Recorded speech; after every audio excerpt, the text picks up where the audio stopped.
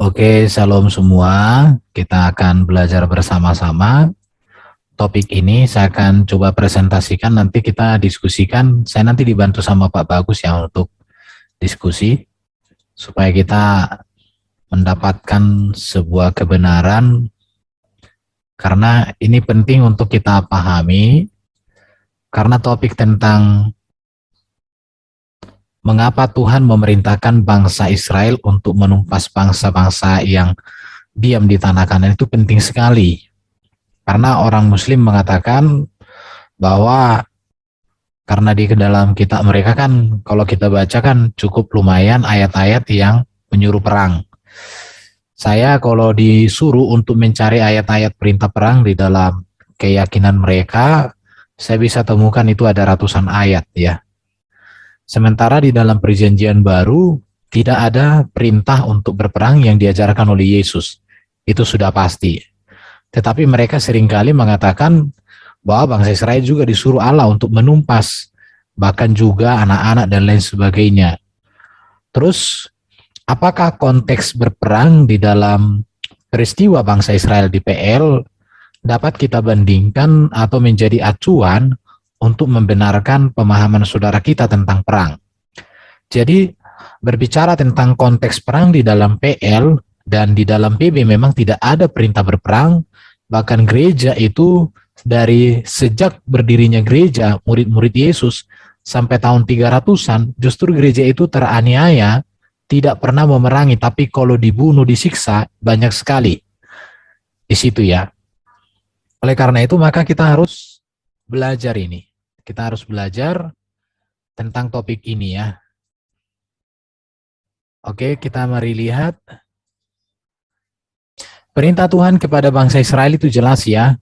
Ada di dalam Ulangan 20 ayat 16 sampai dengan 16, Ulangan 20 ayat 16 sampai 18. Dikatakan begini ya, tetapi dari kota-kota bangsa-bangsa itu yang diberikan Tuhan Allahmu kepadamu menjadi milik pusakamu, dikatakan, janganlah kau biarkan hidup apapun yang bernapas. Jelas ya, jangan kau biarkan hidup yang bernapas, melainkan kau tumpas sama sekali, yakni orang Het, orang Amori, orang Kanaan, orang Feris, orang Hewi, orang Yebus, orang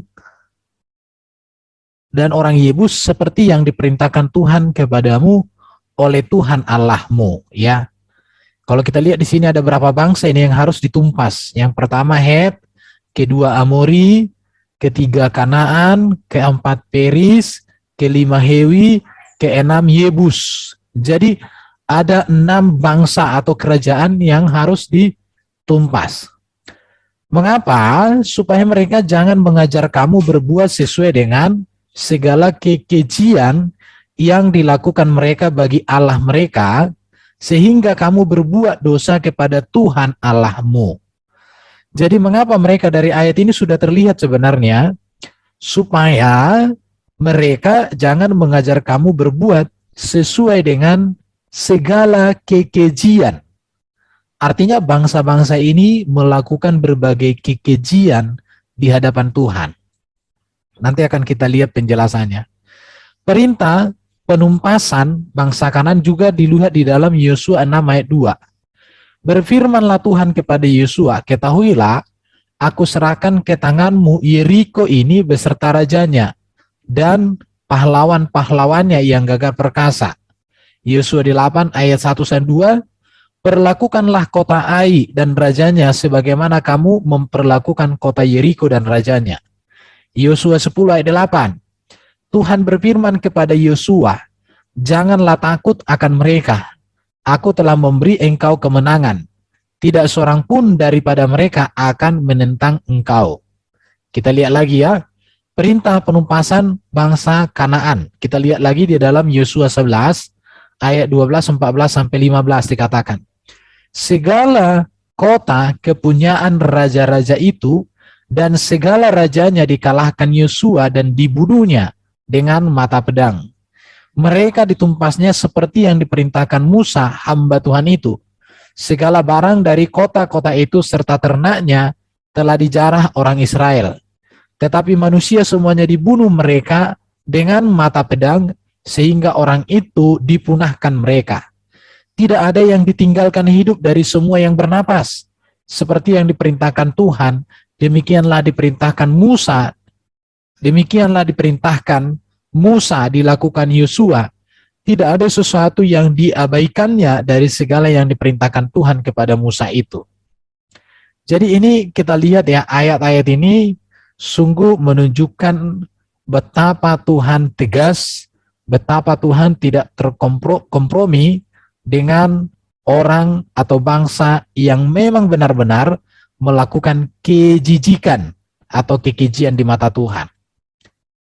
Jadi begini, banyak orang bertanya, bagaimana mungkin Tuhan memberi perintah untuk membunuh manusia secara besar-besaran? Tadi ada 6 kerajaan ya, ada 6 bangsa yang harus ditumpas. Bagaimana Tuhan kok menyuruh bangsa Israel melakukan hal begitu? Apakah Tuhan kejam?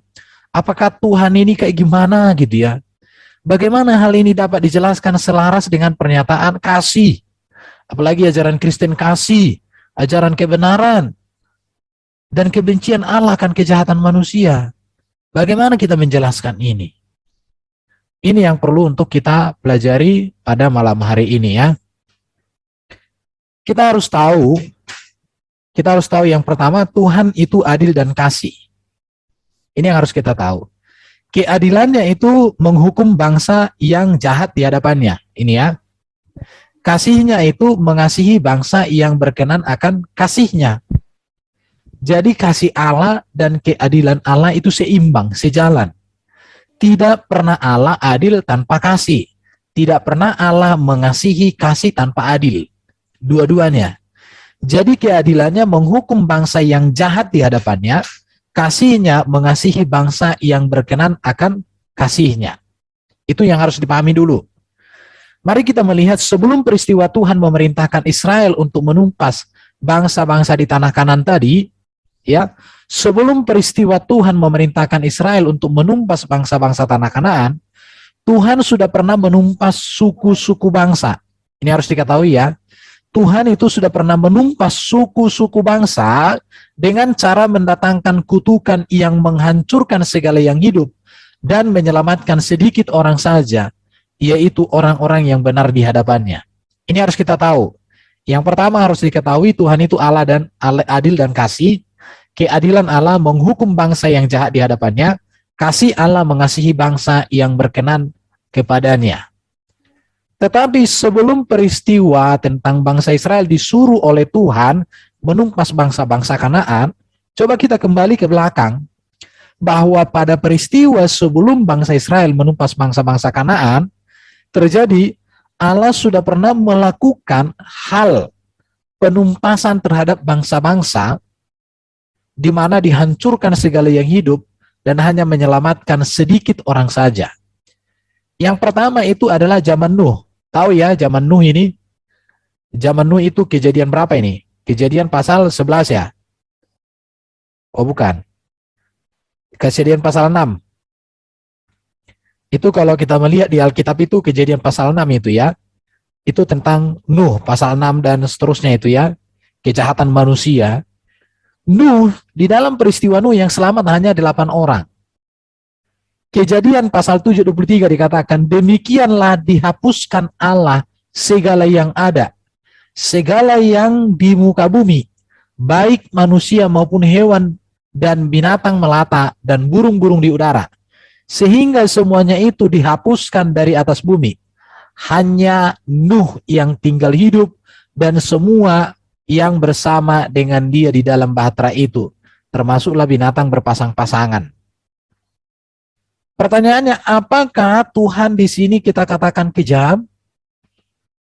Ingat, Tuhan itu adil dan kasih. Keadilan Tuhan harus menghukum dosa. Kasih Tuhan harus menyelamatkan orang yang berkenan. Kalau kita melihat di sini, orang yang berkenan kepada Allah itu hanya 8 orang. Nuh, anaknya, dan menantunya. Hanya itu yang berkenan. Maka diselamatkan. Tetapi bangsa-bangsa yang lain, orang-orang yang lain itu ditumpas. Kenapa? Karena tidak berkenan di hadapan Tuhan. Kalau kita belajar tentang kisah Nuh ini, bagaimana manusia kerjanya kawin-mawin, pesta pora, menentang Tuhan, melawan Tuhan, maka kalau Tuhan melakukan itu di peristiwa Nuh, berarti Tuhan tidak pernah menyatakan hukuman tanpa alasan. Tuhan tidak pernah menyatakan hukuman tanpa alasan. Tuhan selalu menyatakan hukumannya dengan alasan yang tepat, ada dasarnya. Kita lihat lagi ini, di zaman Lot. Lot itu yang selamat hanya 3 orang. Kejadian 9:25. Kemudian Tuhan menurunkan hujan, belerang, dan api atas Sodom dan Gomora, berasal dari Tuhan dari langit. Dan ditunggang balikannya lah kota-kota itu dan lembah Yordan, dan semua penduduk kota-kota, serta tumbuh-tumbuhan di tanah, habis. Jadi pada peristiwa Nuh yang selamat 8 orang dari seluruh alam semesta ini. Tetapi yang kedua itu peristiwa Sodom dan Gomora yang selamat cuma 3 orang. Mengapa Tuhan melakukan ini? Intinya adalah di sini bahwa manusia itu layak untuk dihukum oleh Tuhan.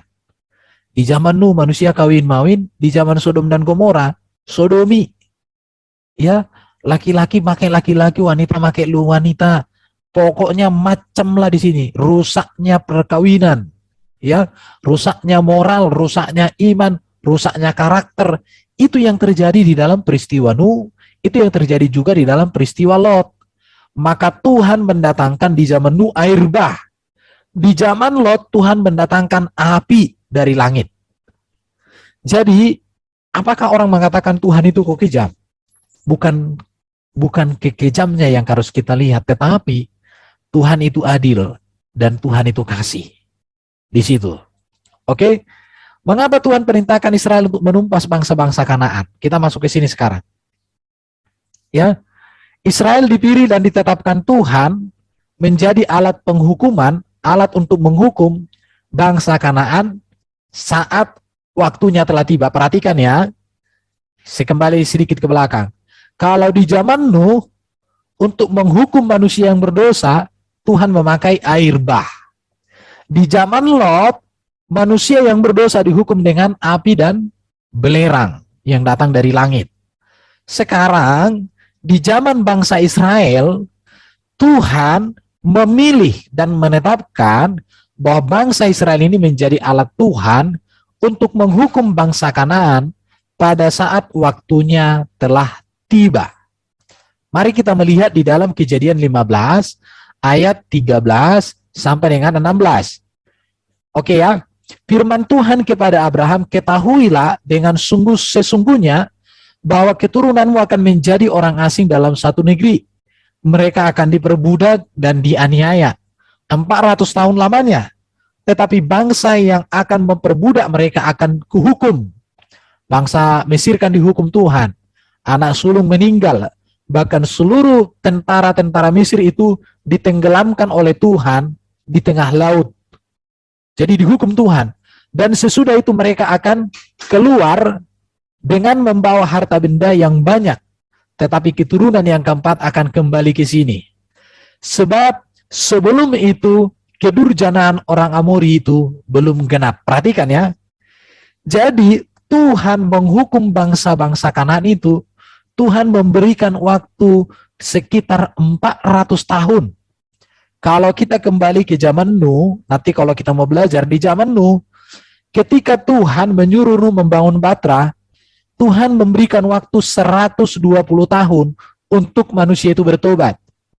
Tetapi selama 120 tahun itu, orang-orang di zaman Nuh tidak bertobat. Maka Tuhan menghukum dan menyelamatkan hanya Nuh dan keluarganya saja. Di zaman Lot, sebelum Tuhan menurunkan api Sodom dan Gomora menurunkan api ke Sodom dan Gomora, Tuhan sudah memberikan anugerah melalui Abraham. Supaya Abraham berdoa, bahkan terjadi negosiasi sampai dari 50 sampai ke 5 orang dan seterusnya, tidak ada. Jadi artinya begini, Tuhan itu menghukum dengan waktu yang tepat. alasan yang tepat. Ada dasarnya, ada maksudnya, ada tujuannya, ada nilainya, ada prinsipnya. Jadi tidak serta-merta asal dihukum. Jadi kita kembali ke sini. Bangsa Israel mengapa? Jadi Tuhan menghukum bumi pada zaman Nuh dengan air bah sebab dosa dan kejahatan manusia di bumi telah genap. Tuhan menghukum Sodom dan Gomora dengan api karena dosa dan kejahatannya telah genap. Itu yang harus kita tahu ya. Tuhan melakukan hal yang sama terhadap bangsa-bangsa Kanaan karena kejahatannya telah genap. Perhatikan ya, sebab sebelum itu kedurjanan orang Amori itu belum genap. Jadi kedurjanaan bangsa-bangsa Kanaan itu setelah genap maka dihukum oleh Tuhan. Di dalam Ulangan 9:4-5 dikatakan, janganlah engkau berkata dalam hatimu, karena jasa-jasakulah Tuhan membawa aku masuk menduduki negeri ini. Padahal karena kefasikan bangsa-bangsa itulah Tuhan menghalau mereka dari hadapanmu. Perhatikan ya. Jadi mengapa Tuhan memakai bangsa Israel untuk menghukum bangsa-bangsa Kanaan? Karena dikatakan mereka fasik. Ya, bukan karena jasa-jasamu atau karena kebenaran hatimu, tetapi karena kefasikan bangsa-bangsa itulah Tuhan Allahmu menghalau mereka dari hadapanmu. Perhatikan 2 kali. Karena kefasikan. Dan supaya Tuhan menepati janjinya yang diikrarkannya dengan sumpah kepada nenek moyangmu, yakni Abraham, Ishak, dan Yakub. Jadi Tuhan menghukum pada zaman Nuh setelah dosa itu genap ya. Tuhan juga menghukum Sodom dan Gomora setelah kejahatannya itu genap. Tuhan juga menghukum bangsa-bangsa di tanah Kanaan setelah dosa-dosa mereka itu genap. Jadi bukan Tuhan kejam, tapi ini berbicara tentang keadilan Tuhan, kasih Tuhan, kekudusan Tuhan yang tidak kompromi terhadap dosa. Ingat ini ya, Tuhan melakukan hal yang sama terhadap bangsa Kanaan karena kejahatannya telah genap. Jelas. Oke, ini yang harus perhatikan. Jadi Tuhan nggak asal menghukum. Oke, kita lihat ini ya. Allah memusnahkan penduduk Kanaan itu karena mereka telah mengalami kerusakan yang mengerikan. Mereka berserah sepenuhnya kepada keburukan moral. Jelas dikatakannya, mereka mempraktekkan kebiasaan buruk dan melakukan hal-hal yang menjijikkan. Itu Imamat pasal 18 ayat 30 dan Ulangan pasal 18 ayat 9. Jelas dikatakan di situ. Kemudian mereka melakukan penyembahan berhala. Mereka menjadi petenung, mereka menjadi peramal, penyihir, dan pemanggil roh orang mati.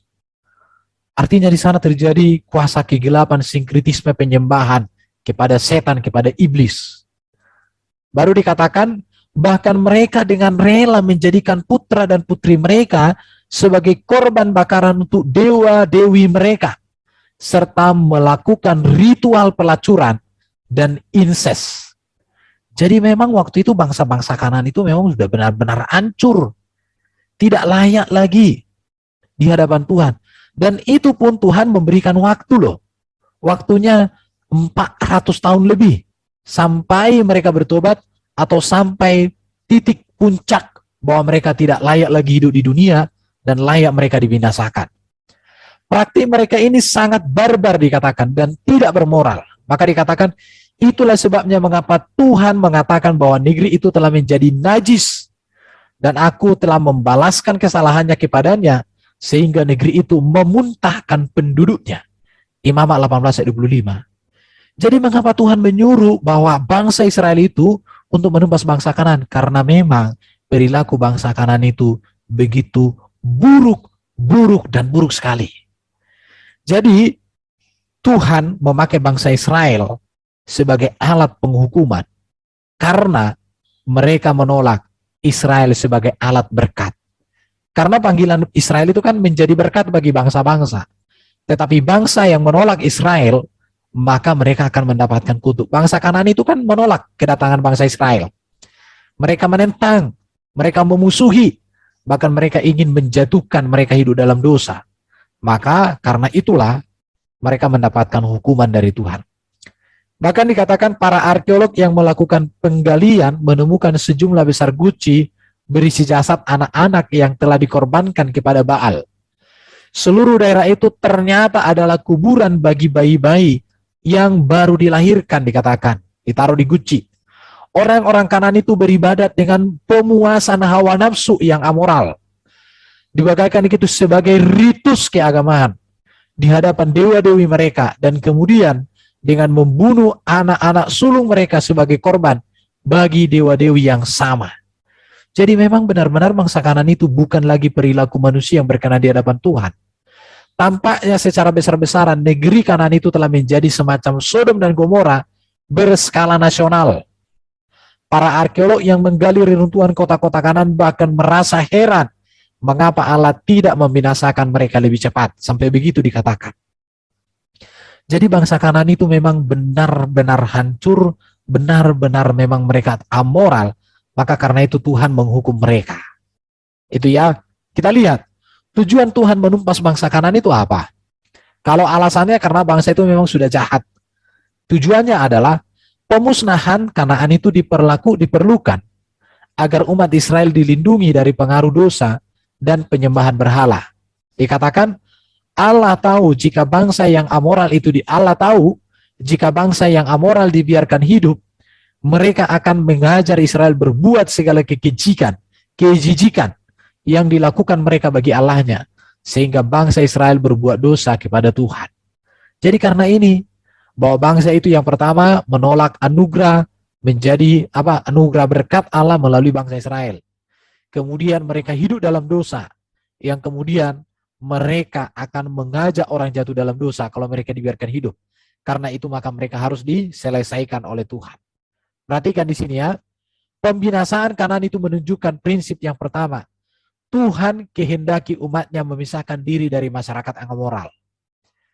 Ini jadi pembinasaan bangsa Kanaan itu menunjukkan prinsip bahwa Tuhan menghendaki umatnya Israel memisahkan diri dari masyarakat yang amoral. Yang kedua, kasih dan keadilan Allah seimbang.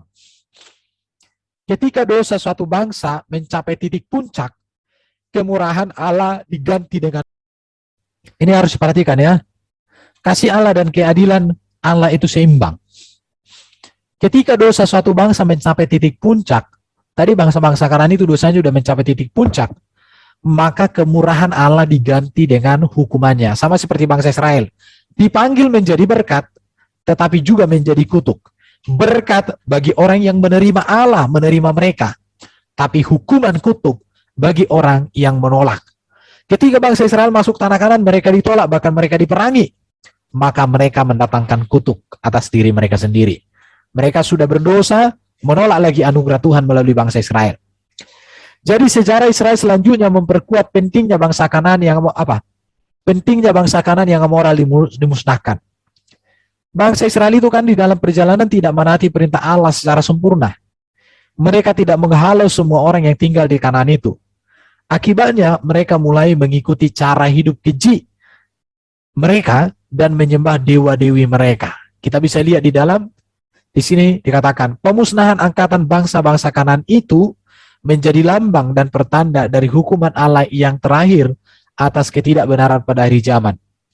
Yaitu pada saat Yesus Kristus akan datang kembali dalam kebenaran dengan bala surga untuk menghakimi dan memerangi semua orang fasik. Jelas ya? Mari kita lihat. Semua yang telah menolak tawaran kasih karunia dan keselamatannya dan terus hidup dalam dosa akan binasa sebagaimana halnya orang-orang Kanaan. Tuhan akan menggulingkan setiap kuasa duniawi dan mendirikan kerajaan yang benar di atas bumi ini. Jadi begini ya, di zaman Nuh, Tuhan memberikan waktu 120 tahun, tapi orang menolak, dibinasakan. Di zaman Lot, Tuhan memberikan waktu untuk supaya mereka didoakan, tapi tidak ada, akhirnya dibinasakan. Tanah Kanaan, bangsa-bangsa itu diberikan waktu 400 tahun lebih, dan bangsa Israel dipersiapkan menjadi berkat, tapi ditolak. Tetapi bangsa Israel juga dipersiapkan menjadi alat penghukuman Tuhan. Tapi bangsa Israel tidak menyelesaikan tugas dan tanggung jawab itu dengan sempurna. Kalau di zaman Nuh, sempurna Allah kerjakan, disisakan yang 8 orang. Di zaman Lot, sempurna Tuhan mengerjakan penghukuman, karena yang selamat hanya 3 orang, walaupun kemudian jatuh. Sehingga lahirlah yang namanya anakku, cucuku. Oke, kita lihat ya ini. Oke, mari kita coba lihat ini sejarah ringkas tentang perang dalam catatan Alkitab. Di zaman Abraham, Abraham memang pernah berperang. Tetapi Abraham itu berperang karena Lot, keponakannya ditawan waktu itu ya. Atau memerangi ya, sejarah tentang peperang memerangi. Di zaman Musa dan Yosua, Israel itu dipakai sebagai alat Tuhan untuk menghukum bangsa-bangsa Kanan yang amoral. Di zaman hakim-hakim, kita melihat Israel berperang dengan bangsa-bangsa Kanaan yang tidak dihalau oleh bangsa Israel pada zaman setelah Yosua ya. Di zaman Yosua ini tidak semua ditumpas, ada beberapa yang tidak. Dan akhirnya di zaman hakim-hakim mereka berperang dengan sisa-sisanya. Bahkan di zaman raja-raja Israel terus berperang dan mereka memerangi bangsa-bangsa yang tidak mereka halau. Bahkan kadang mereka dijajah ketika mereka jatuh dalam dosa, hidup dalam dosa, mereka ditaklukkan, mereka dijajah. Di situ ya. Bahkan kemudian mereka dibuang ke Asur, dibuang ke Babel ya. Di zaman Yesus kita lihat ya, Yesus tidak pernah berbicara tentang mengangkat pedang atau berperang, angkat senjata enggak. Yesus tidak pernah memerintahkan perang tetapi mengasihi orang-orang kebaikan. Dan di zaman gereja juga demikian, meneruskan ajaran Yesus. Ajaran Yesus dan ajaran para rasul itulah yang dimiliki oleh gereja, yaitu mengasihi, mengampuni. Jadi yang mau kita lihat di sini sejarah ringkas di sini adalah kalau di zaman Musa disuruh memberitakan untuk menumpas bangsa Kanaan, ada dasarnya, ada alasannya, ada maksudnya, ada tujuannya. Jadi ini bukan berbicara Tuhan kejam, bukan. Tapi ini berbicara Tuhan adil, Tuhan kasih. Ya, bahkan kalau kita berbicara di zaman Yesus ini, dengan zaman gereja, kekristenan itu tidak pernah berbicara perang, berbicara membunuh, berbicara membenci, membalas kejahatan dengan kejahatan, tidak ada. Tetapi yang ada mengasihi, mengampuni, berbuat baik kepada semua orang, bahkan kepada orang yang membenci dan memusuhi kita. Jadi itulah dulu materi yang bisa aku sampaikan malam hari ini. Sudah saya coba jelaskan bahwa mengapa Allah menyuruh bangsa Israel untuk menumpas bangsa Kanaan. Alasannya jelas, karena bangsa itu hidup dalam dosa. Yang kedua, mereka menolak anugerah Allah melalui kehadiran bangsa Israel. Bahkan mereka memerangi Israel, maka tidak ada cara lain lagi, Tuhan akhirnya harus mendatangkan hukuman atas mereka melalui bangsa Israel. Walaupun kenyataannya bangsa Israel tidak tuntas sempurna melakukannya. Tapi kalau di zaman Nuh, Tuhan sendiri yang mengerjakan tuntas. Di zaman Lot, Tuhan sendiri yang mengerjakan tuntas. Tetapi di zaman mulai bangsa Israel, Tuhan memakai Israel. Tetapi sekarang Yesus sudah datang, tidak lagi Yesus ingin mendirikan kerajaan dunia yang rajanya dari dunia, tapi dia datang di akhir zaman. Dan ingat ya, kalau di zaman Nuh Allah melalui air bah, di zaman Lot Allah menyatakannya melalui api yang datang dari langit. Di zaman Israel Musa memakai Israel sebagai alatnya. Setelah Yesus datang, Yesus membawa perdamaian, membawa kasih, membawa sukacita, kebaikan, kekudusan, dan kebenaran. Tetapi ingat, Yesus akan datang di akhir zaman, maka dia akan mengatakan melemparkan iblis dan para pengikutnya untuk binasa selama-lamanya di dalam penghukuman, terpisah dari Allah untuk selama-lamanya, masuk neraka lah mereka. Jadi, apakah Kristus kejam ketika memasukkan orang ke dalam neraka? Tidak. Karena Kristus sudah memberikan waktu begitu lama. Apalagi para polemikus sudah begitu banyak Erben dan kawan-kawan, tim CIA dan tim yang lainnya untuk menceritakan Yesus, tapi mereka tolak. Maka kalau Yesus nanti datang menyampaikan mereka ke dalam neraka, maka jangan katakan Yesus tidak adil, Yesus tidak kasih. Kalian yang menolak kasih Yesus itu. Oke, itu aja dulu dari saya. Terima kasih, kita masuk ke dalam sharing kita malam hari ini. Silakan, ada yang mau menambahkan? Mungkin Pak Christian Crusader, silakan Pak Bagus. Udah bisa. Udah aku kasih co-host. Oke. Ya, shalom, luar biasa ya. Yang mau bertanya nanti raise hand ya, supaya kita bisa buka mic-nya. Ya, jadi memang di dalam Alkitab, khususnya dalam Perjanjian Lama, terkesan Allah itu memang kejam ya, terkesan. Ya. Tetapi sebenarnya tidak kejam. Jadi ya, tadi apa yang dipaparkan oleh Erben tadi sudah pas ya, sudah lengkap. Kalau saya lebih melihat Allah dalam perjanjian lama itu tegas. Dia tidak kompromi dengan dosa. Gitu. Jadi dia pakai ya contohnya ya, salah satunya Nuh untuk memperingatkan orang-orang di sana. Gitu. Tapi orang sana malah diejeknya kan itu. Tidak percaya kan, diejeknya si Nuh itu kan. Hanya binasa gitu. Termasuk juga Sodom dan Gomora. Dan banyak yang lain ya, bangsa-bangsa yang di sekeliling Israel juga seperti itu. Jadi, nah, polemikus seringkali menuduh bahwa Allah itu kejam. Dia bunuhlah ini, dia bunuh ini. Oh, lihat dulu. Gitu. Ya, Allah kita itu bukannya Allah yang sembarangan membunuh. Ada dasarnya, ada alasannya kenapa dia membunuh bangsa itu. Kan gitu. Ya, memakai bangsa Israel untuk memerangi bangsa itu, ada alasannya. Gitu. Karena sudah diperingati tidak mau bertobat, tidak mau berubah, sudah binasa. Seperti itu. Nah, akan tetapi kalau kita lihat di dalam perjanjian baru, ya kan, kasih Allah itu dinyatakan lewat Sang Firman itu. Itu Yesus kan itu. Untuk apa? Untuk memberitakan kabar keselamatan, memberikan keselamatan, pengampunan dosa. Jadi ini yang harus kita lihat itu, yang kita bedakan gitu. Allah itu tidak kejam, tapi Allah tegas. Karena apa? Karena Allah tidak mau kompromi dengan dosa, dengan pemberontakan. Itu aja, ini tambah dari saya. Terima kasih. Oke, teman-teman yang mau bertanya silakan. Iya Pak, Shalom malam.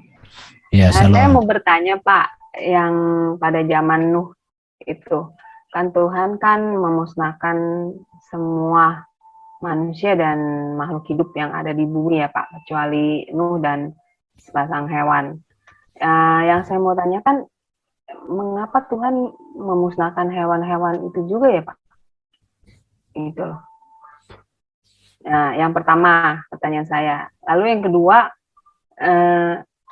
sekarang kan di zaman perjanjian, kalau dulu di zaman perjanjian lama kan Tuhan memusnahkan orang-orang yang melakukan perbuatan dosa yang menjijikan seperti itu kan Pak. Nah, pada saat sekarang di zaman perjanjian baru, Tuhan sudah tidak memakai hukuman seperti itu. Dan yang menjadi pertanyaan saya, bagaimana Pak kita menghadapi orang-orang yang melakukan perbuatan-perbuatan yang keji dan menjijikan seperti pada perjanjian lama itu? Maksudnya bagaimana kita menghadapi mereka gitu loh Pak. Kita bagaimana, kalau dulu kan di zaman perjanjian lama kan Tuhan tidak menginginkan bangsa Israel tercemar, makanya mereka dimusnahkan.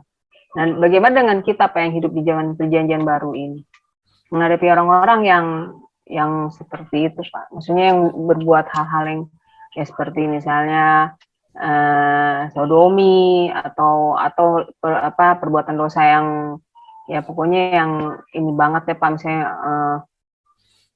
yang menjijikan lah gitu Pak, seperti perzinahan atau gitu, itu gimana Pak kita menghadapinya? Ya, Oke, terima kasih Pak. saya jawab ya. Yang pertama, ya. Mengapa hewan-hewan juga dibinasakan ya? Jadi gini ya, Nuh yang diselamatkan itu kan membuat bahtera. Jadi bahtera itu hanya untuk binatang sepasang atau ada yang lebih dari satu pasang, kalau itu bisa dimakan ya. Di situ. Jadi yang mau saya sampaikan di sini, kalau semua binatang mau diselamatkan, maka Nuh harus membuat bahtera lebih banyak lagi. Tapi yang disuruh hanya satu. Dan ini juga disebut bahwa di zaman Nuh itu, Allah itu mengawali dari awal yang baru. Maka boleh dikatakan sama seperti Adam, itu diawali dari satu-satu pasang semuanya. Tetapi bedanya di Nuh itu dengan 3 pasangan muda sama 1 pasangan yang sudah lanjut usia. yaitu Sem, Ham, dan Yafet, betul ya? Nah, di situ. Jadi itu Bu, mengapa binatang-binatang juga? Ya karena memang alam semesta itu. Dan ingat juga bahwa manusia kan berkuasa atas seluruh binatang di situ. Jadi manusia yang harus diselamatkan. Tetapi kan cikal bakal semua binatang itu kan ada juga. Nanti dari situ berkembang lagi. Oh ya benar juga sih Pak. Iya, Kalau oke. nggak masuk semua ya Pak kebakaran. Iya, Iya. itu sih. Iya. Jadi Iya. baru binatang itu kan ada di dalam otoritas manusia. Jadi manusianya yang diselamatkan 8 orang, masa binatangnya lebih banyak kan? Heran juga. Itu yang pertama. Yang kedua, bagaimana kita menyikapi zaman ini berkaitan dengan Nuh? Yang jelas, kita itu harus tetap hidup seperti yang dikehendaki Kristus. Pikul salib, ya pikul salib. Ya, tidak mudah untuk kita hidup benar di tengah-tengah dunia yang kacau balau. Tidak mudah. Ya, maka di sini kita harus punya saat teduh setiap hari, bergantung terus pada firman Tuhan. Kalau ada godaan, segera sadar, tetap andalkan Tuhan. Kalau ada pergaulan-pergaulan yang buruk, dikatakan jauhi. Pergaulan yang buruk merusak kebiasaan yang baik. Kalau kita sudah tahu itu buruk, tidak membangun, ya maaf-maaf saja, nehi-nehi kan, selamat tinggal. Jadi berarti bukan, maaf Pak, saya potong. Berarti bukannya berarti bukan kita tidak mengasihi mereka ya Pak? Bukan iya. seperti itu ya. Tapi memang harus kita hindari ya kalau mereka membawa pengaruh negatif buat kita ya Pak. Iya. Betul, Pak. Tapi kita bisa ingatkan juga, kita kalau punya apa, kita sampaikan kebenaran, tapi bukan berarti kita menyampaikan kebenaran kita jadi sama dengan orang itu. Di situ ya. Jadi terang itu tidak harus menjadi sama dengan gelap supaya dia bisa menjadi terang, enggak. Terang itu ya tetap terang, masuk ke dalam kegelapan untuk disingkirkan. Nah, makanya prinsip terang dan garam itu harus sama-sama berjalan. Kalau garam kan dia harus menyatu, sehingga dia dirasakan. Tapi kalau terang, dia harus menyingkirkan. Jadi kita kadang harus menyatu dengan orang untuk memasukkan terang. Itu aja. Oh, prinsipnya seperti itu ya Pak? Iya. Jadi bukan berarti, makanya dikatakan jangan engkau mengasihi apa yang ada di dalam dunia kan. Di dalam ini ada keinginan daging, keinginan mata, serta keangkuhan hidup. Jauhilah itu. Kita kan jelas di dalam surat Yohanes kan. Bisa diterima Bu? Bisa Pak, saya mengerti. Oke, ada lagi yang mau bertanya atau Pak Bagus mungkin mau menambahkan Pak Bagus? Ya, memang kalau kita lihat dalam peristiwa ya, itu memang ada tujuan Allah itu untuk memurnikan. Jadi supaya lewat ini kan muncul kembali generasi yang dipulihkan, kayak gitu. Itu aja tambah dari saya. Ya, makasih Pak. Oke, ada teman-teman mungkin yang mau bertanya, raise hand, silakan. Atau ingin menambahkan, silakan. Ada mau ditanya? Iya. Jadi di zaman Perjanjian Lama Allah membinasakan bangsa lain bukan tujuannya supaya merebut, memberikan tanah perjanjian itu, Pak. Jadi sebenarnya kan gini, panggilan bangsa Israel itu kan panggilan menjadi berkat. Kalau bangsa-bangsa Kanan itu menyambut kehadiran bangsa Israel dan mereka ingin mau menerima Tuhan yang mau dinyatakan bangsa Israel, maka tetap bangsa Israel akan berkuasa di situ dan bangsa-bangsa lain itu diberkati. Itu udah pasti. Tetapi karena mereka menolak Allah, bahkan diberikan waktu untuk mereka sampai benar-benar memang. Jadi gini, Tuhan itu nggak pernah menghukum sesuatu tanpa dasar. Jadi bangsa-bangsa Kanan itu tidak layak hidup di tanah yang begitu bagus, mulia itu. Maka harus disingkirkan karena mereka tidak layak. Jadi Abraham itu dipersiapkan Tuhan untuk memiliki satu generasi sebagai alat Tuhan untuk menyatakan kasih-Nya, tapi juga menyatakan keadilannya. Karena gini Pak, ketika bangsa Israel ditugaskan oleh Tuhan menumpas bangsa lain, hanya bukan hanya karena bangsa lain itu terlalu berdosa dan Tuhan tidak berkompromi dengan dosa, bukankah bangsa Israel juga banyak berbuat dosa? Kenapa harus memakai bangsa Israel? Apakah hanya karena bangsa Israel ini umat pilihan Tuhan, jadi agak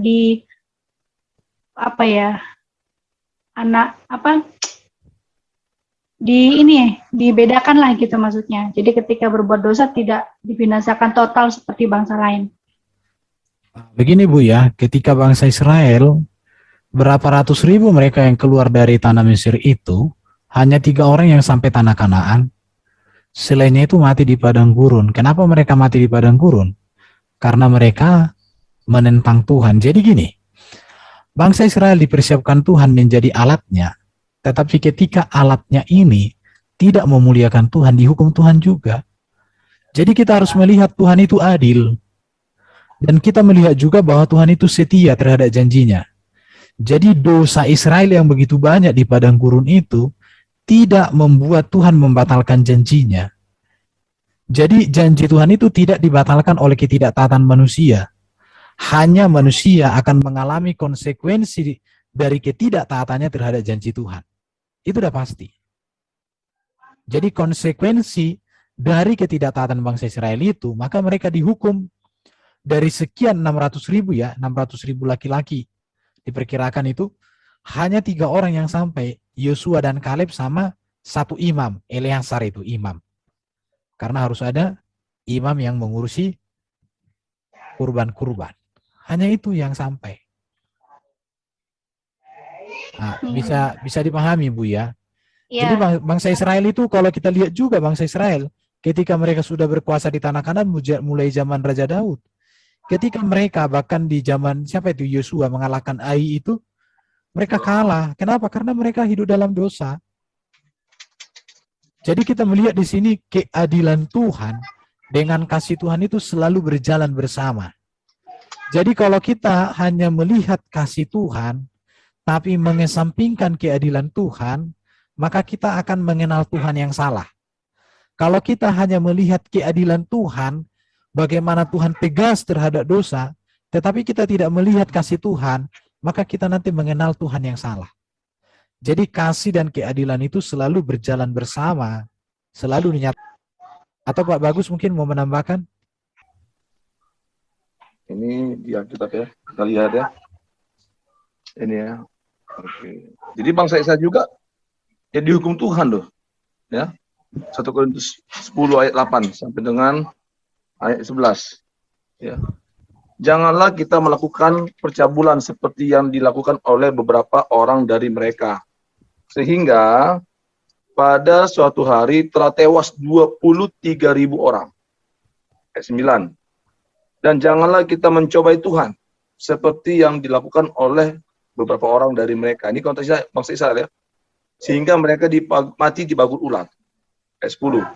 Dan janganlah bersungut-sungut seperti yang dilakukan oleh beberapa orang dari mereka. Sehingga mereka dibinasakan oleh malaikat maut. Ayat 11. Semuanya ini telah menimpa mereka sebagai contoh dan dituliskan untuk menjadi peringatan bagi kita yang hidup pada waktu di mana zaman akhir telah tiba. Jadi memang Allah itu tidak hanya menghukum bangsa-bangsa yang di luar Israel, bangsa Israel pun dihukum Tuhan. Gitu. Ya, tadi kata Lea dengan di padang gurun itu berapa mereka ratusan ribu mati kan? Gitu. Kalau saya tidak salah itu generasi keempat ya baru masuk, itulah yang masuk ke tanah Kanaan kan gitu. Nah, itu. Kita bisa bayangkan loh, selama 40 tahun di padang gurun berapa banyak dari antara mereka mati kan? Itu bukan tidak mengatakan Allah itu kejam, tidak. Gitu. Seperti saya katakan di awal, Allah tidak mau kompromi dengan dosa. Nah, itu dosa adalah dosa, ya kan? Dosa bukan hanya sekedar masalah. Nah, itu. Seperti itu belajar. Iya. Saya tanya lagi, Pak. Di dalam Perjanjian Lama, bangsa Israel, bahkan nabi, hamba-hamba Tuhan yang dipakai Tuhan masa itu, ketika mereka berseru memohon pertolongan kepada Tuhan, Tuhan menurunkan pertolongannya, melindungi umat pilihannya. Tapi ketika di Perjanjian Baru, banyak rasul-rasul yang teraniaya. Sepertinya Tuhan tidak ada ketegasan untuk menghalau mereka-mereka yang menganiaya para rasul. Jadi menurut manusia pemikiran saya itu ketegasan Tuhan tidak terjadi di perjanjian baru untuk melindungi umatnya, terutama para rasul. Hanya ada di perjanjian lama. Oke ya, kalau di perjanjian lama itu kan Tuhan memanggil bangsa Israel itu kan sebagai alat berkat tetapi sebagai alat penghukuman. Dan ketika mereka tidak taat, mereka dihukum juga. Tapi di perjanjian baru kan kehadiran Allah yang dinyatakan dalam kehadiran Sang Firman yang inkarnasi jadi manusia Yesus Kristus, dikatakan oleh Yesus, pikul salib kalau ikut dia itu masalahnya, Bu. Jadi beda cara kerjanya Allah itu. Siapa mau mengikut aku ya harus pikul salib. Makanya tahun sejak Yesus terangkat ke surga sampai tahun 300 Masehi, itu orang-orang murid Yesus itu semua pikul salib. Bahkan ada yang dijadikan seperti obor dibakar ya. Ada yang disula dari pantat ke mulut, ditusuk. Ada yang disalib banyak sekali. Tetapi yang mau ditegaskan oleh Yesus bahwa menjadi seorang Kristen bukan lagi membentuk kerajaan di dunia, tetapi menjadi seorang Kristen adalah pewaris kerajaan surga. Jadi arahnya sudah berbeda, arahnya itu. Maka boleh dikatakan perjalanan bangsa Israel seringkali digambarkan orang itu menjadi semacam penggambaran perjalanan hidup orang Kristen. Ya, mereka menuju tanah Kanaan, Yerusalem, tapi kita menuju Yerusalem yang baru. Jadi pola kerajaan di dalam PL itu dengan pola kerajaan surga dibedakan. Saya menjawabnya seperti itu, mungkin ada teman-teman yang bisa menambahi, Pak Bagus sekali lagi. Ya, jadi di dalam perjanjian baru, makanya Sang Firman itu kan diutus, ke dalam dunia kan, menjadi mengambil wujud manusia kan gitu. Nah, jadi di situ kan makanya kalau kita lihat dalam Alkitab itulah kasih karunia itu. Nah, itu. Jadi dialah yang memberikan kepada manusia itu ya kan dirinya untuk penembusan dosa kayak gitu. Nah, jadi kasih Allah itu diwujudkan melalui hadirnya Sang Firman itu. Makanya kalau kita lihat ya seolah-olah kok beda ya, Allah di dalam PL itu seperti ini, tapi kok Allah dalam PB itu kok enggak seperti yang di PL, kan itu perjanjian lama. Nah, Iya. Kan gitu. Jadi terkesan kasih Allah melindungi hanya di zaman perjanjian lama. Kasih Allah tidak melindungi di zaman perjanjian baru, walaupun memang karena di perjanjian baru harus pikul salib ya, tapi perlindungan khusus buat hamba Tuhan yang melayani di zaman perjanjian baru itu. Ya, makanya kalau kita lihat di Alkitab perjanjian baru, ya kan, firman Allah itu berbeda. Artinya gini, perbedaannya begini. Ya, Yesus mengatakan barang siapa yang mau mengikut aku, dia harus menyangkal dirinya, pikul salib, lalu ikut aku. Kan seperti itu. Ya. Nah, jadi memang kita lihatlah para rasul, ya, para murid, justru kok mereka sudah dibegitukan oleh orang-orang pada saat itu, dianiaya, ya, dipenjara. Kok sepertinya Tuhan kok berdiam gitu. Iya, tidak ada mujizat gitu loh. Tidak bertindak seperti Allah dalam PL itu. Kenapa tidak dibinasakan banyak? Langsung dibunuh semua kan gitu. Ya, bahkan ketika Yesus di atas kayu salib, apakah tidak mungkin Bapa itu mengutus malaikatnya menghabisi semua tentara Romawi? Bisa gitu. Ahli Taurat bisa. Cuman kalau Allah berbuat seperti itu, ya kan? Berarti Allah mengingkari apa yang sudah dinubuatkan oleh para nabi dalam perjanjian lama. Nah, karena Mesias itu memang harus menderita, gitu loh. Ya kan gitu. Nah, penderitaan yang diambil oleh Sang Firman itu ya untuk penebusan dosa. Nah, gitu. Sehingga manusia itu diberlayakkan. Kalau saya mengatakan diberlayakkan ya untuk Artinya apa? Makanya kan tirai bait Allah kan terbelah dua kan gitu. Diberlayakan memulihkan hubungan manusia dan Allah yang terputus oleh karena dosa itu.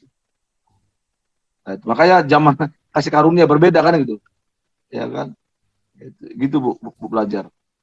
Ya. Tetapi juga jangan salah gitu loh. Jangan salah. Walaupun seperti itu dalam PB, tetap ketegasan Allah itu ada. Jangan main-main gitu loh. Contohnya kita lihat di dalam PB. Ya, ketika Ananias dan Sapira, ya kan? Mereka menyembunyikan setengah dari apa yang sudah mereka nazarkan sama Tuhan. Kan mati kan? Langsung mati Ananias dan Sapira. Gitu. Nah, itu. Seperti itu, Bu. Jadi banyak di dalam PB juga ada juga seperti itu. Ketika mereka tidak bertobat, ya mati binasa. Termasuk juga Judas Iskariot. Gitu loh. Ya. Dia tidak bertobat, gitu loh. Malah dia gantung diri. Nah, terserah kalau misalnya ada sebagian teman-teman kita mengatakan Judas Iskariot masuk surga, itu pandangan mereka lah. Kalau saya berpandangan ya Judas itu masuk neraka gitu loh. Karena dia tidak bertobat, berbeda dengan Petrus. Rasul Petrus, dia ngaku salah, dia bertobat. Nah, itu loh. Nah, seperti jadi dalam PB juga ketegasan Allah juga ada, tetap ada gitu. Gitu Bu pelajar. Iya. Jadi memikul salib di Perjanjian Baru seolah-olah para rasul ini dibiarkan tidak ada perlindungan khusus yang diberikan Tuhan ya. Kalau di Perjanjian Lama kan nabi-nabi masih dilindungi Tuhan dari kejahatan raja-raja musuh lah waktu itu kan gitu. Jadi sepertinya itu tadi mujizat perlindungan buat hamba-hamba Tuhan di PB ini kayak ya memang pikul salib sih, tapi ya harus sesadis itu ya yang mereka alami gitu. Sebenarnya perlindungan Tuhan bagi zaman gereja juga luar biasa. Kenapa? Karena walaupun gereja mengalami penganiayaan yang sangat besar, gereja itu semakin besar. Kalau bukan karena perlindungan Tuhan, habis gereja. Itu membuktikan bahwa penganiayaan tidak sebanding dengan kasih karunia Allah. Jadi kasih karunia Allah itu jauh lebih besar, lebih berarti daripada penganiayaan, bahkan daripada nyawa kita sendiri. Itu yang ditegaskan di dalam konteks PB. Jadi buktinya gereja semakin berkembang kok. Sampai akhirnya gereja itu menjadi gereja negara waktu itu. Walaupun kemudian setelah gereja itu resmi menjadi gereja negara, dimanfaatkan para politikus. Sehingga menjadi kesalahan. Sehingga melakukan perbuatan yang tidak sesuai dengan ajaran Yesus. Jadi tergantung kita memahami perlindungan itu seperti apa. Ada situ. Karena memang konteks di PB itu kan setelah Yesus datang, bukan lagi berbicara tentang ingin membangun sebuah kerajaan. Kalau Yesus datang untuk membangun sebuah kerajaan, Yesus katakan, bukankah aku bisa meminta kepada Bapakku supaya mengutus para malaikat untuk menolong aku? Tapi Yesus tidak melakukan itu. Kenapa? Karena kehadiran Yesus itu bukan lagi fokusnya kepada dunia, tapi fokusnya adalah bagaimana keselamatan kerajaan surga dialami oleh orang secara pribadi, bukan secara lembaga, bukan secara negara, tetapi secara pribadi. Semua bangsa itu diperdamaikan dengan Allah. Semua bangsa itu mengalami kemenangan atas dosa, semua bangsa itu dimerdekakan atas maut, kematian, semua bangsa itu mengalami kemenangan atas iblis. Itulah program yang jauh lebih besar daripada program Allah di dalam konteks bangsa Israel dipilih untuk menjadi berkat untuk bangsa-bangsa. Jadi menjadi berkat untuk bangsa-bangsa Kanaan itu, tetapi sekaligus menjadi alat penghukuman untuk bangsa-bangsa Kanaan. Lebih dari situ. Jadi janji Allah menjadi berkat bagi bangsa-bangsa itu tergenapi sempurna di dalam kehadiran Yesus yang lahir sebagai keturunan Abraham juga. Begitu ya? Iya Pak. Berarti gereja Tuhan semakin ditekan, semakin berkembang. Jadi ya dibanyakin aja tekanannya supaya semakin meluas ke seluruh dunia. Ya, lihatlah Bu, semakin banyak orang menghujat Yesus di YouTube, semakin banyak apologet Kristen bermunculan. Mungkin Iya. tahun depan kami udah pensiun ini, digantikan yang baru-baru. Digantikan Ah, oleh gitu. iya, nanti digantikan sama klien semua nanti. Kami yang sudah tua-tua ini akan digantikan apologet. Semakin banyak orang menghina Yesus, semakin banyak orang murtad. Semakin banyak orang menghina Yesus, semakin banyak orang dimuliakan. Semakin banyak. Iya, kenapa? Karena hinaan dunia, tekanan dunia nggak akan bisa menghentikan kasih karunia Allah itu. Nggak bisa itu. Iya. Oke. Apalagi kalau ibu-ibunya bagian debaters itu biasanya paling sadis mulutnya ibu-ibu. Nah, itu dia. Oke, ada pertanyaan dari Ibu Eri ini. Ibu Eri ada ya? Dari Oh, Mas dari dulu, Didi Pak. ya. Mas Didi. Pak Erben, kalau zaman Anugerah ada dibedakan kambing dan domba itu bagaimana? Ah, ini Pak, kalau dibaca di sini yang mau disampaikan itu artinya gini. Nanti ketika Yesus datang, manusia itu dipisahkan antara yang berkenan kepadanya dengan yang tidak berkenan kepadanya. Seperti memisahkan domba dengan kambing. Artinya domba dengan kambing itu benar-benar berbeda. Benar-benar bisa dipisahkan. Jadi seperti itulah nanti antara orang percaya dengan orang yang tidak percaya. Jadi digambarkan seperti kambing dipisahkan dari domba. Karena memang domba dengan kambing nggak boleh satu. Karena kambing itu suka nanduk. Ditandukin itu ya. Jadi nggak boleh dekat-dekat. Dombanya bisa dihabiskan begitu. Jadi nanti di akhir zaman dipisahkan seperti seorang gembala. Jadi gambarannya Yesuslah gembalanya. Kambing dan dombanya itulah manusia. Ya siapa kambing, tempatnya kambing. Siapa domba, tempatnya domba. Domba lah yang diselamatkan masuk surga, tapi seperti kambing lah yang tidak diselamatkan. Di situ, jadi seperti memisahkan kambing dan domba, maka dikatakan sama seperti gembala memisahkan domba dari kambing.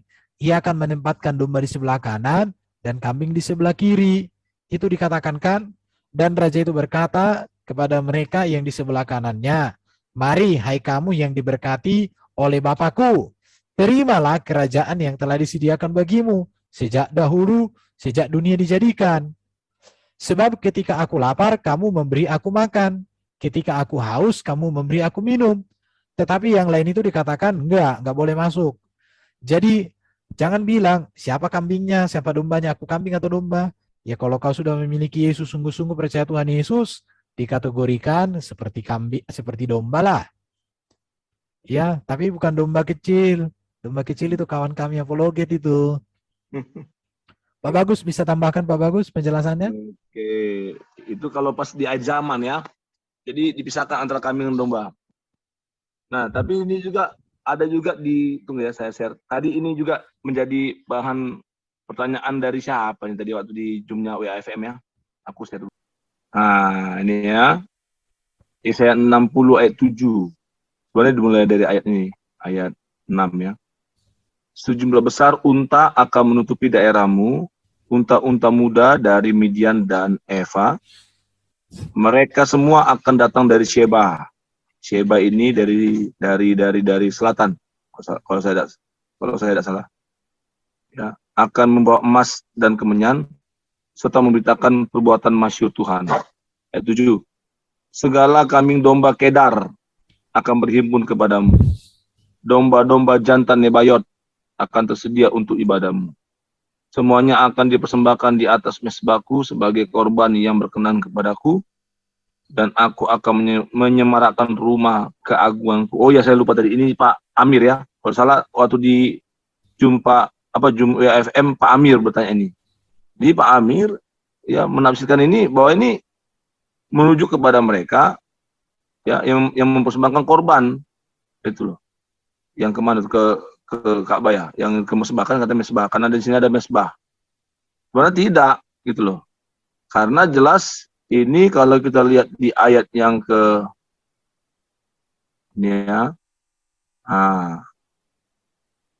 Ayat 2, sebab sesungguhnya kegelapan menutupi bumi dan kekelaman menutupi bangsa-bangsa. Sebab terang Tuhan terbit atasmu dan kemuliaannya menjadi nyata atasmu.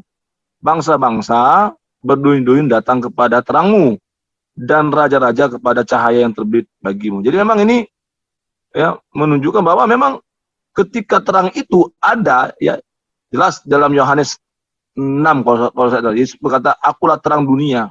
Terang ini kan merujuk kepada Yesus dalam perjanjian baru, penggenapannya. Oke. Jadi ketika Yesus datang ke dalam dunia, ya, memberitakan kabar keselamatan, dan dia mengorbankan dirinya, ya, maka memang keselamatan itu kan awalnya kan datang dari bangsa Yahudi. Tetapi ya seperti tadi yang dibilang oleh Aaron tadi, bangsa Yahudi dipakai Tuhan untuk menjadi berkat bagi bangsa-bangsa lain.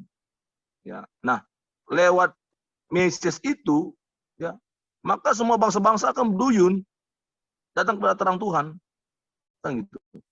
Makanya di sini katakan bahwa bangsa-bangsa yang di luar Yahudi ya akan datang kepada terang itu. Unta muda dari Midian dan Eva, termasuk juga kambing domba Kedar, ya, lalu juga domba-domba jantan Nebayot. Nah, jadi memang ini merujuk kalau kita lihat di ayat yang ke-7 ini, ya, dikatakan kambing domba Nebayot ini merujuk kepada suku-suku Arab. Ayat 7 ini. Ya kan? Makanya mereka dikatakan kambing domba Kedar.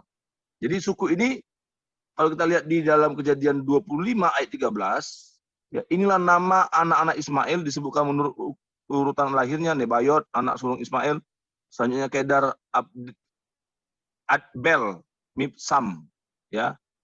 Jadi mereka ini disebut Nabatean ya oleh orang Yunani dan Romawi. Nah, jadi mereka pun akhirnya ketika mereka percaya kepada terang itu, ya mereka diselamatkan, gitu loh. Mereka akan diselamatkan gitu. Kuncinya adalah datang pada terang itu. Nah, seperti itu ya. Itu tadi saya sudah jelaskan juga ke Pak Amir ini waktu di Zoom-nya WAFM ya lah ya. Waktu Le Erben jadi moderatornya. Iya, betul. Nah, itu Bu tambahan dari saya tentang itu. Oke. Apa mau ditanggapi lagi, Bu? Iya. Oke, ada pertanyaan yang berikut ini dari Ibu Eria. Sejak zaman Abraham, Yakub, ketika terjadi bencana kelaparan, Allah mengizinkan Mesir sebagai sumber tempat bahan makanan sehingga bangsa Israel harus membeli bahan makanan di sana. Apakah ada tujuan dan maksud Allah untuk Mesir ini? Yang pertama adalah Tuhan menggenapi janjinya kepada Abraham bahwa keturunannya akan dijadikan sebagai budak sekian ratus tahun di Mesir. Itu digenapi melalui peristiwa ini. Tetapi melalui peristiwa di sini juga bangsa-bangsa Mesir kemudian kan dikatakan dihukum. Melalui peristiwa ini juga bangsa Israel setelah masa waktunya genap, maka bangsa Mesir itu juga dihukum. Dihukum oleh Tuhan. Hukumannya apa? Termasuk kematian, termasuk 10 tulah. Kemudian terakhir itu ketika terjadi itu apa? Menyeberangi laut Teberau itu. Kan berapa banyak pasukan Mesir yang meninggal. Artinya itu kan suatu penghukuman yang sangat besar. Belum lagi anak sulung udah mati, belum lagi para pasukan mati semuanya, belum lagi waktu terjadi terjadi tulah itu, ada banyak perkara yang terjadi dan semuanya. Jadi kalau kita berbicara tentang bagaimana Tuhan menggenapi janjinya, tergenapi di situ. Jadi kalau orang lain melihat peristiwa itu ya peristiwa biasa. Tapi kalau kita melihat peristiwa itu bahwa janji Tuhan sebelum terjadi pun Tuhan sudah tahu apa yang akan terjadi itu karena Dia Maha tahu. Bagi Tuhan kita itu kan tidak ada masa lalu, tidak ada masa kini. Semua masa lalu dan masa kini satu di hadapan Tuhan karena Dia Maha tahu. Itu rajanya itu memang namanya sama ya Pak, Firaun, dari zaman Abraham. Oh, Firaun itu pernah kemarin itu kita belajar diskusi dengan Muslim. Firaun itu bukan nama, Bu. Firaun itu gelar. Oh. Ah iya, makanya Firaun 1, Firaun 2, Firaun sekian itu gelar. Sama seperti Sultan. Sultan itu gelar. Oh gitu. Sama kayak Herodes ya. Herodes juga gelar. Gelar Herodes. Makanya ada Herodes Agung, Herodes Antipas, Herodes Arkelaus. Oke, ada lagi yang mau menyampaikan, bertanya atau ingin menengkapi? Pak Erben, berarti Tuhan tuh memang tidak kejam lah ya, karena Tuhan menepati janjinya ya, bukan kejam, begitu kan Pak? Ya, betul, betul, Bu, betul. Karena di perjanjian lama jelas tadi penjelasan dari Pak Erben dan Pak Bagus juga ya tadi. Berarti ya bukan Tuhan itu kejam, tetapi hanya menepati janji-janjinya itu aja. Jadi sih Pak, saya pahami. Ya, silakan yang lain. Oke, jadi karena banyak orang mengatakan Tuhan Kristen itu kan kejam. Jadi hari ini kita tunjukkan sebenarnya Tuhan tidak kejam, tapi Tuhan itu tegas. Tuhan itu kasih dan adil, kasih dan keadilannya itu berjalan bersamaan. Maaf, cuman memang baru pertama kali bergabung sih sama di channelnya Pak Erben ya. Oh iya ya. Iya. Kalau saya sih hanya pendapat yang saya chat bahwa Tuhan kita itu mau perjanjian lama dan perjanjian baru itu sebenarnya sama aja, nggak ada yang kejam, nggak ada yang katanya lebih mengasihi, enggak gitu. Nah, terus saya memberi contohnya adalah saat Kain membunuh Habel. Kain walaupun dihukum oleh Tuhan, tetapi Kain sendiri itu bisa bernegosiasi dengan Tuhan. Dia bilang, kalau nanti ada orang yang mau membunuh saya gimana Tuhan? Nah, itu kan dikasih tanda gitu. Begitu juga dengan Firaun. Firaun itu dikasih 10 tulah. Itu bukan maksudnya kenapa kok Tuhan nggak gebuk kayak sekali gitu kan. Nah, tetapi Tuhan kasih sampai 10 tulah untuk dia mengerti. Walaupun sampai tulah ke-10 itu tetap dia tidak mau gitu. Memang ada beberapa peristiwa di mana Tuhan langsung bertindak menghabisi, seperti pemberontakan terhadap Musa ya. Nah, itu memang Tuhan langsung hajar gitu kan. Tetapi di kisah-kisah yang lebih banyak itu malah Tuhan tidak pernah, Tuhan yang dibilang kejam itu malah nggak pernah langsung main hukum. Itu sih. Bersama.